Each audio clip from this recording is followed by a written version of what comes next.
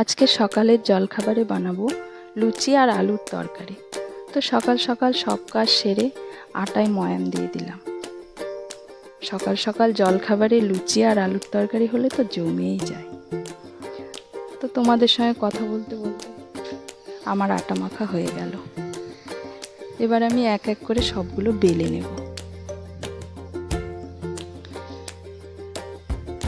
আমার বেলা হয়ে গেছে, এবার ভেজে নেব। কড়াইয়ে তেল দিয়ে সবে একটা লুচি ছেড়েছি। আমার টুনু বুড়ো হাজির। ও লুচি খেতে খুব ভালোবাসে। গরম গরম দুটো লুচি খেয়ে চলে গেল। তারপরে আমি সব লুচিগুলো এক এক করে ভেজে নিলাম। লুচিগুলো কেমন ফুলকো ফুলকো হয়ে উঠেছে। সব লুচিগুলো খুব সুন্দর ফুলেছে। তো লুচি ভাজা আমার হয়ে গেল। এবার চলো তরকারিটা করে নিই। কড়াইয়ে দুটো শুকনো লঙ্কা, চেরা কাঁচা লঙ্কা আর কালো জিরা ফোড়ন দিয়ে টুকরো করে কাটা আলুগুলো ছেড়ে দিয়েছি।